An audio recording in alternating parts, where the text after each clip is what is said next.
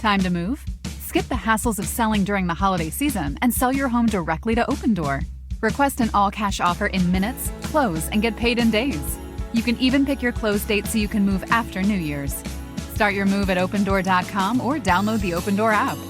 Opendoor is represented by Opendoor Brokerage, Inc., license 02061130 in California, and Opendoor Brokerage, LLC in its other markets. Terms and conditions apply. Hey, What Next listeners, it's Mary Harris. Before we get to today's episode, I have a favor to ask. This relationship feels slightly one-sided. Just me talking to you all the time. We want to change that. We have a listener survey we want you to fill out. It's going to really help us do the show better. And we'll hear from you. What you want, what you need, what you love, what you hate. All of that stuff. You can find the survey in our show notes for all the latest episodes, or you can visit slate.com/whatnextsurvey. Okay, on to the show.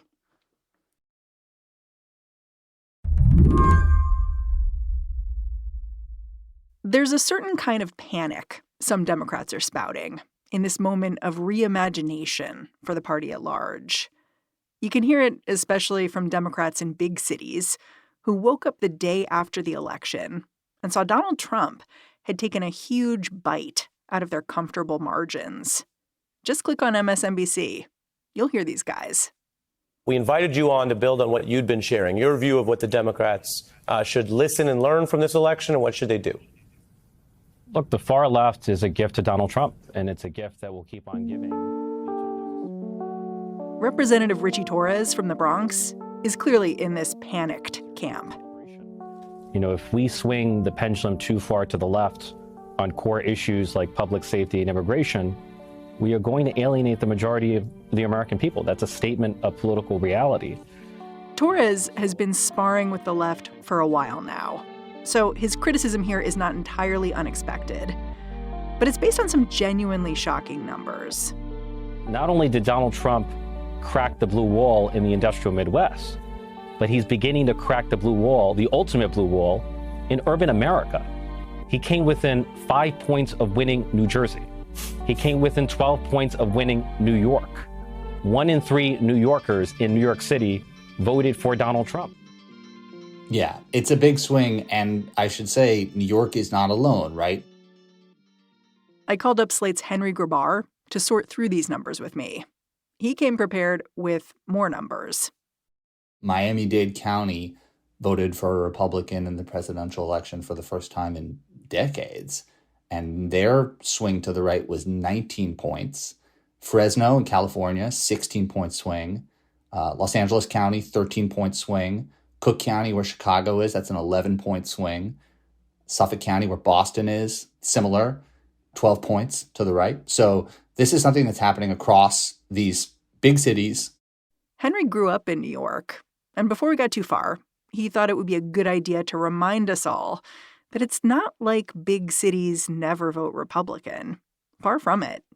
You know, we had a series of Republican mayors, right? We had 2 terms of Rudy Giuliani and 3 terms of Michael Bloomberg. So yep.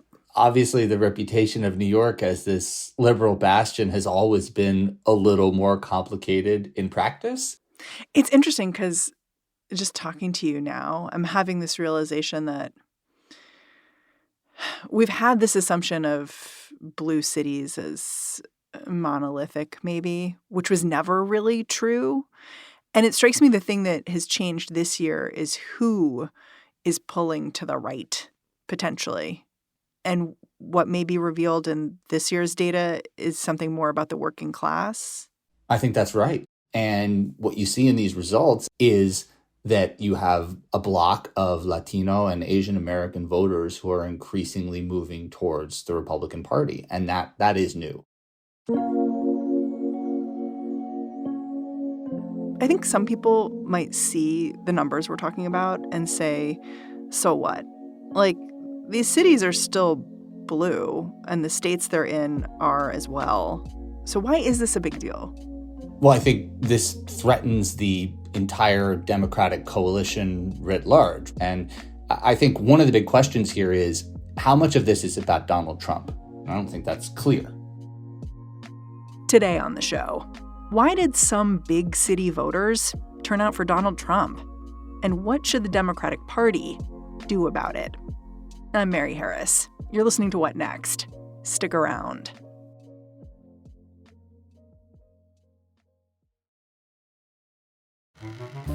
This podcast is brought to you by Progressive Insurance.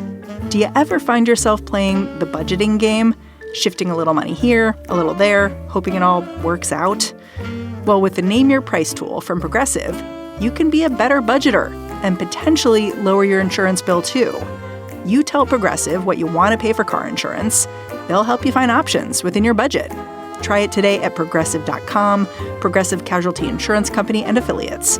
Price and coverage match limited by state law. Not available in all states. This show is brought to you by Discover. Have you heard about Doublenomics? It's okay if you haven't. It's extremely niche and practiced by Discover. Here's an example. Discover automatically doubles the cash back earned on your credit card at the end of your first year with Cashback Match. That means with Discover, you could turn $150 cash back into $300. It pays to Discover. See terms at discover.com/creditcard.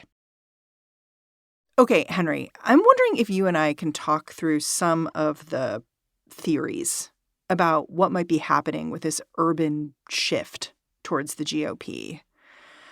I think a big focus from a lot of analysts has been on minority groups and immigrant groups, Latinos, Black men, shifting towards Trump. Do you think that explains what's going on here and how?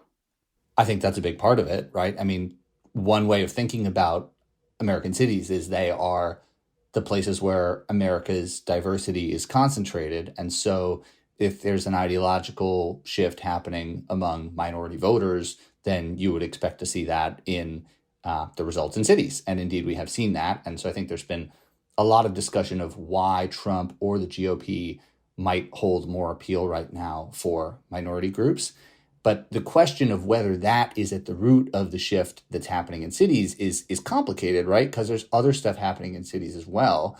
A lot of cities are run exclusively by Democrats and have been for many years and suffer from all of these quality of life, cost of living issues, especially since the pandemic.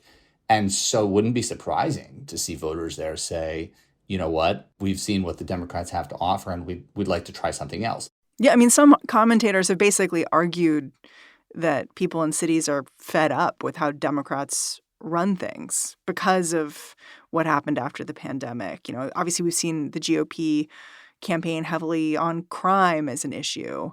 Do you think that's a reasonable explanation for what's going on here? Boy, I think it's really complicated. You know, two of the cities that I had my eye on during the election a couple weeks ago were Seattle and Portland, because Seattle and Portland are often two of the places that people associate most with Democrat-run disorder. Yeah, I mean, if you tune into Fox News, they love talking about Seattle and people openly using drugs there. Right. Drug use in Seattle, homelessness in Portland.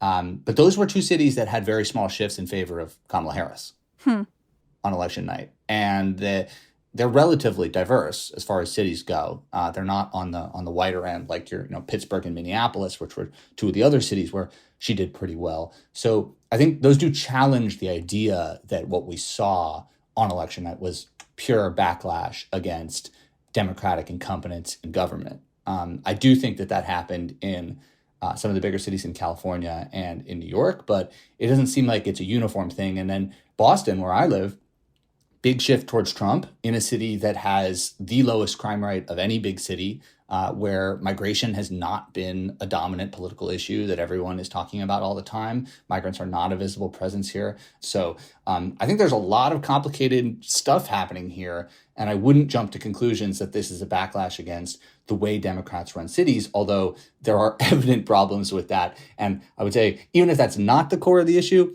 it couldn't hurt for them to improve their performance. Another culprit that I've seen trotted out is housing costs. This strikes me as important because housing is getting more expensive everywhere. But in big cities, it's real bad. How do you think of housing costs and how that's playing into how frustrated people are on the ground? We know that coastal cities that tend to be in solid Democratic control. Places like Los Angeles, New York, DC, Boston, San Francisco have some of the highest housing costs in the country, and they're places that people are leaving because they can't afford to stay. The high cost of living is absolutely an issue that's hurting Democrats in cities, but I would question whether that drives support for the Republican Party, because it's not like the Republican Party is offering compelling solutions about how they're going to get us out of this housing crisis, right? Well, they say migrants are taking your housing. That's making it more expensive. It's creating a supply problem. We'll kick them out. It'll get better. Yeah, they have said that, but I'm not sure that that's going to turn out to work. So I'm skeptical that the GOP is offering real solutions to this, and that people voted for Donald Trump because they perceive his platform as offering a solution to the housing crisis. That doesn't mean they didn't vote for him because of cost of living issues, but I think it's more an issue of anti-incumbent backlash than it is one of, the GOP has this very specific plan on housing, and we like that plan, and we support that party now, and we will forever. Yeah, you're talking about like a moving away from, not a moving towards. And in the end, in the article you wrote about all this and the urban vote, you really ended up focusing on the fragmentation of news delivery as an underexplored explanation for Democratic losses in big cities. Essentially, people are increasingly getting their information from places like TikTok and not necessarily following local reporting, which is frankly being decimated by market forces. Why do you think that's important here? Like, why is that what you ended up settling on as something we all need to pay attention to? Well, I think there are people who are so mad at the messaging that the Democratic Party undertook and that the fact that Kamala Harris lost this election that they sometimes dismiss the media environment as being a complaint that's like you're complaining about the refs or something like that after you lose the game, right? Yeah, I think of it like blaming the weather.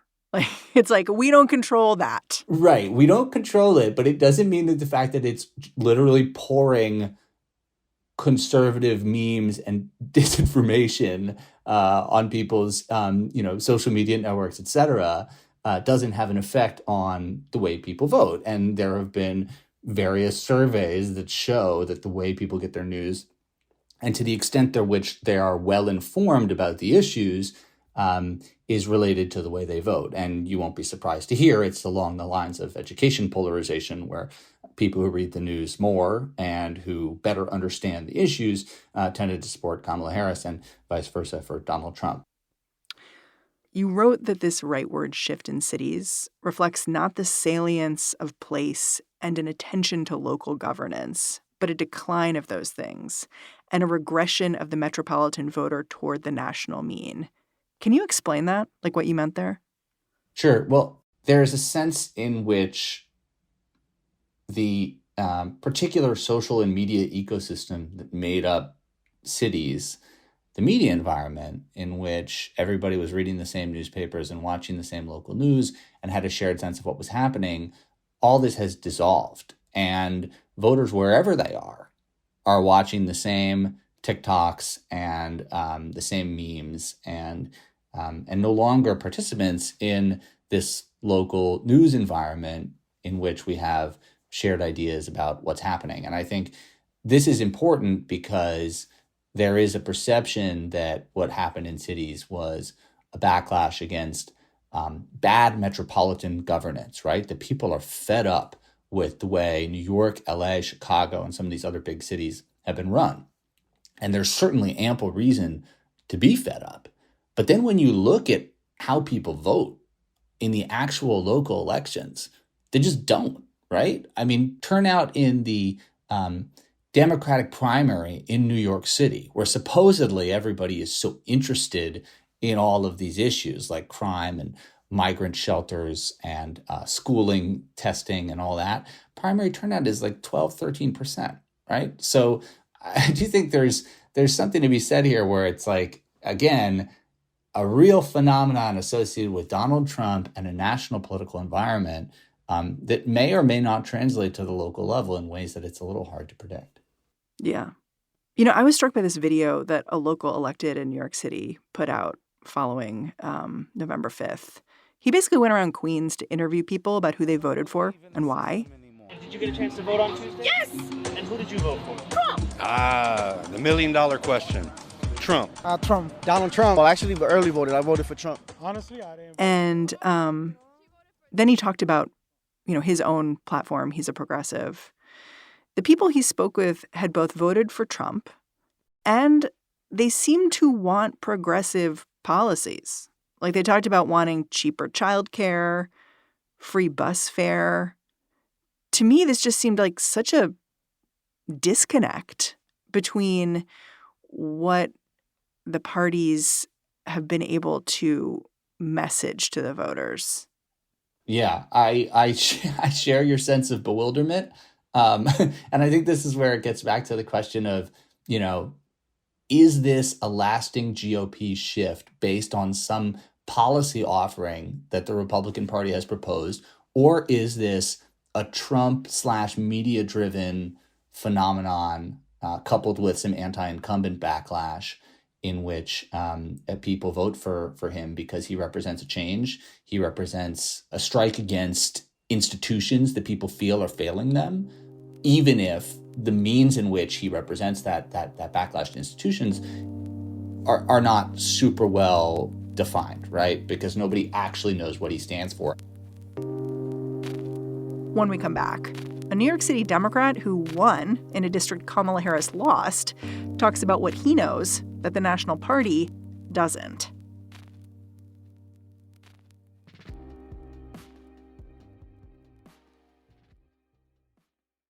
This show is brought to you by Discover. Have you heard about Doublenomics? It's okay if you haven't. It's extremely niche and practiced by Discover. Here's an example. Discover automatically doubles the cash back earned on your credit card at the end of your first year with Cashback Match. That means with Discover, you could turn $150 cash back into $300. It pays to Discover. See terms at discover.com/credit card. This episode is brought to you by Etsy. Oh. Hear that? Okay. Thank you. Etsy knows these aren't the sounds of holiday gifting. Well, not the ones you're hoping for. You want squeals of delight. Happy tears. How did you? And spontaneously written songs of joy. I am so happy. Oh yeah, oh yeah, oh yeah. Okay, the song needs a bit of work, but anyway, to get those reactions, make sure everyone on your list feels heard with handmade, handpicked, and designed gifts from small shops on Etsy. Gifts like personalized jewelry, custom artwork, cozy style items, vintage pieces, and home decor to celebrate all of your favorite people and their specific kind of special. For original gifts that say, I get you, Etsy has it. To get a closer look at this rightward shift in cities, I called up Assemblymember Ron Kim. Kim's a Democrat, and he represents New York's 40th Assembly District in Queens. He's been in office since 2012, and during that time, he's watched as his formerly blue district got redder and redder. Kim's constituents voted for a Republican mayor and governor in recent years. And this year, Kim was able to win with a progressive platform, but his district also went for Donald Trump. I represent one of the most diverse districts in the country. It's about 55-60% Asian Americans. There's 120 different languages spoken in my district, and it's a very transient, immigrant-driven town. But half of it is also occupied by working middle-class, first-time homeowners who are blue-collar union type of workers. So we have a combination of middle-class and low-income immigrant communities in my district. How have you seen the political affiliation of your district change over the years? Like, was it pretty solidly blue when you started? Yeah, I would win by above 70%. That's comfortable. It was very comfortable, and we have registered Democrats. Even now, on the books, we have registered Democrats that's 3-1 to Republicans. But Democrats, even though when they're registered, they're voting red, and they're expressing very conservative views, even though on the books they're Democrats, and that's something that It's very, very alarming. And we saw the signs this year early on in early voting. Many immigrants were coming out and saying they're going to vote for Trump. They care about the fact that their groceries went up 3 times in 1 year. People literally come up with receipts from 1 year ago. Says, I come to your district and usually spend $45 and we can get fed for an entire week. Now I got to spend $140. Like, what's going on? You're a pretty progressive guy. Like, I don't think of you as conservative at all. Like, were you worried about running in a district that's gotten redder over the years? I noticed you did have a primary challenger, someone who was running to your right. I've had primary challenges for the last 3 cycles, all right-wing type of candidates, no different than Republican candidates, trying to make the case to my electorate that I'm no longer a good fit for this district. But I've kept true to my values and my convictions, and I've went to my voters on a daily basis, making the case to protect workers and small businesses. I guess I don't see a whole lot of distance between what you're talking about and what the wider Democratic Party was trying to message it was all about in this election. So what is the difference between your approach and other Democrats? Because, like, for instance, you talked about grocery bills, right? And how your constituents come to you and they're like, my grocery bill's so high and I'm really feeling the pain, which I totally understand. But I look at the national campaign and I don't see Donald Trump having offered a real solution to that problem. He's talking about stuff like tariffs, which might make goods much more expensive. Kamala Harris, you can argue with whether it would have worked or not, but she was talking about taking on food monopolies and things like that. Like, she was actually trying to message on these issues. So I guess I'm just sort of curious where you think the disconnect is. Yeah, it wasn't, I think, prevalent enough. It wasn't the front leading, issue that they were focused on: affordability, the lack of social mobility, upward mobility for immigrant communities. Those weren't the top talking points that people were hearing. And it's like an elevator pitch. You only get one bite at the apple. You have 30 seconds to make your pitch. And when people thought of what the DNC and the top Democrats were pushing, it wasn't about their daily struggles. That's not what they're hearing. What were they hearing instead? Like Proposition 1 on the back of the ballot. Abortion in New York. Abortion, right. It was an important issue that I stood with, but they didn't care about that because they didn't want to hear about abortion. They want to hear about affordability. Like, how am I going to survive the next 6 months, when the cost of living is so high? I can't afford to do this. I can't afford to do after school. I'm sandwiched between my kids and my grandparents.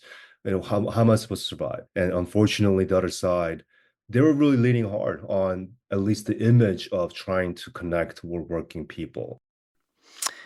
I was speaking to my colleague here at Slate, Henry Grabar, and he was telling me like what he saw going on at the local level in urban areas in terms of voting, and theorizing that part of what might have been going on with constituents like the people in your district is straight up misinformation.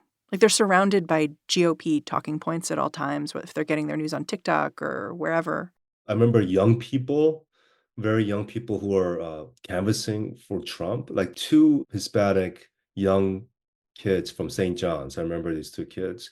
And I was just talking to them, because they were just like regular, just kids playing basketball in the streets, whatever. And I'm like, why are you here supporting Trump? I don't get it, man. Like, and I forgot what TikTok or YouTube influencer he mentioned that endorsed Trump. It was like, yeah, that guy told me Trump was cool. So, yeah, it's definitely, I feel like it does have the Joe Rogans and these other type of personalities on TikTok and social media does have an impact. That must just feel overwhelming. Fixing that seems hard. These 2 kids were immigrants. Like, wait, you're from, Ecuador, like you're a first generation, like Trump is not good for us, like immigrants. And like, yeah, but the milk boys, they told me he was he was keeping us safe because some of these bad immigrants, they're committing crime and they should be punished. I'm like, oh my God, like I can't believe I'm hearing this. These two boys from Jackson Heights canvassing and Flushing. In the days since the election, have you had any conversations with some of the voters who may have voted for you, but then also ticked the box for Trump? And what have those been like?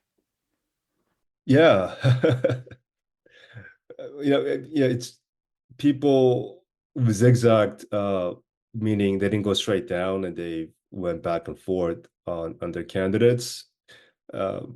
And especially the immigrant voters were very clear about why they supported Trump, but they believe that I've delivered and I've shown to care about the community, and that's why they voted for me in the bottom. That must be so weird because it's easier to do the things you want to do with a Democrat in charge.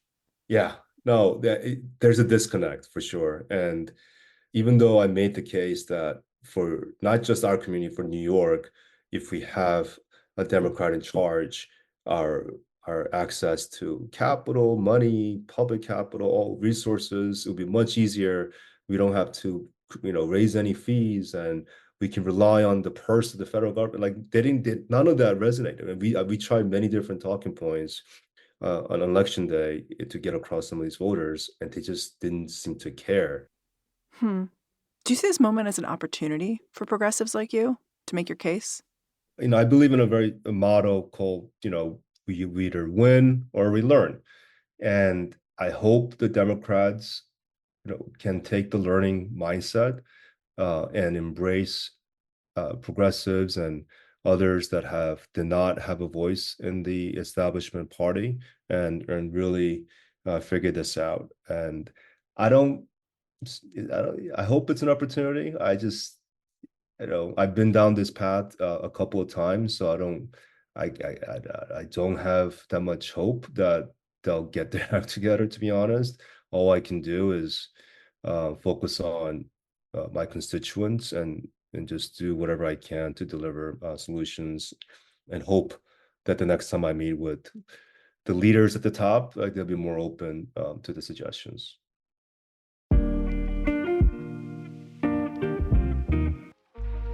Representative Kim, I'm really grateful for your time. Thanks for coming on the show. Oh, thank you so much, Mary. Ron Kim is a representative for New York State's 40th Assembly District. Henry Grabar, who I talked to a little earlier, is a staff writer at Slate. And that's our show. What Next is produced by Paige Osburn, Elena Schwartz, Rob Gunther, Madeline Ducharme, and Anna Phillips. We are led by Alicia Montgomery. Ben Richmond is the Senior Director of Podcast Operations here at Slate. And I'm Mary Harris. Thanks for listening. Catch you back here next time.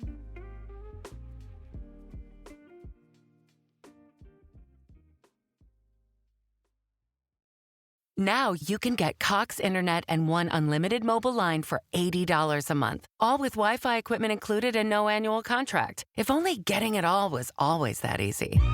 Like having a night out and getting a good night's sleep. Get it all with Cox. Get Cox Internet and One Unlimited mobile line for $80 a month. Visit cox.com/value. Limited time offer for new customers only. No annual contract means no minimum term agreement and no early termination fees. Additional restrictions apply. Hey, it's Mary again. Thanks for sticking around to the end of this episode. Before I say goodbye for the day, quick reminder to take our listener survey that we're running this month. We want to make sure your voice is heard. Visit the show notes or slate.com/whatnextsurvey. It'll only take a few minutes, I promise. Totally painless. Thanks again. I'll see you next episode.